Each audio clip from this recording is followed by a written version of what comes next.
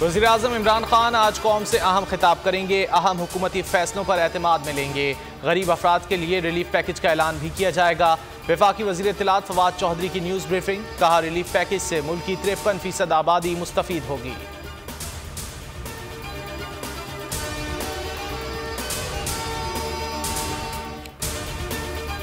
मुल्क में डेंगू के वार जारी। इस्लामाबाद में वायरस ने एक और शख्स की जान ले ली। 24 घंटों के दौरान 898 अफराद को डेंगू हो गया।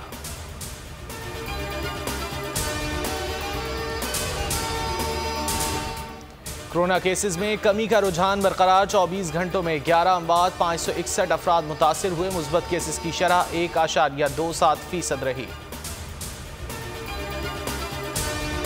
NA 133 का ज़िमनी इलेक्शन। PTI उम्मीदवार जमशेद चीमा ने कागजात नामजदगी मुस्तरद होने का फैसला एपलेट ट्रिब्यूनल में चैलेंज कर दिया।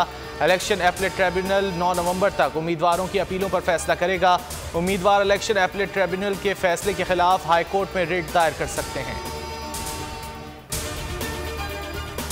डॉलर की कदर में कमी का रुझान बरकरार। इंटरबैंक में डॉलर मजीद 79 पैसे सस्ता हो गया। इंटरबैंक में डॉलर की कीमत 169 रुपये 75 पैसे हो गई। वर्ल्ड T20 मुसलसल चौथी फतह। टीम पाकिस्तान टूर्नामेंट के सेमीफाइनल में पहुंचने वाली पहली टीम बन गई। नमीबिया को 45 रन से हरा दिया। बाबर आजम ने 70 और रिजवान ने 79 रन बनाए। मैच के बेहतरीन खिलाड़ी करार पाए। बाबर आजम और मोहम्मद रिजवान ने T20 की बेहतरीन ओपनिंग जोड़ी का एजाज भी अपने नाम कर लिया। बतौर ओपनर्स 5वीं बार सेंचुरी शराकत कायम की। रिजवान एक साल में T20 इंटरनेशनल में 900 रन बनाने वाले पहले खिलाड़ी बन गए। बाबर आजम ने कोहली का एक और रिकॉर्ड तोड़ दिया। बाबर आजम T20 में बतौर कप्तान सबसे ज्यादा बार 50+ स्कोर करने वाले खिलाड़ी बन गए।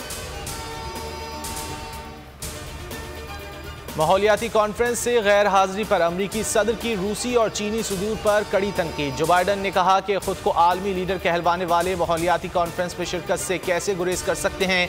बीजिंग माहौलियाती उमूर पर मजीद इकदाम के लिए तैयार हो तो अमरीका चीन के मामले पर नर्म रवैया इख्तियार कर लेगा।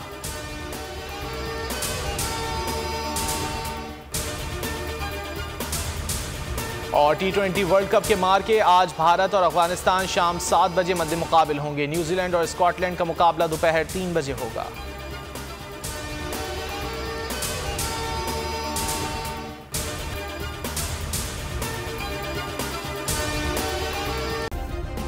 सब्सक्राइब करें और बेल दबाएं ताकि कोई खबर रह न जाए।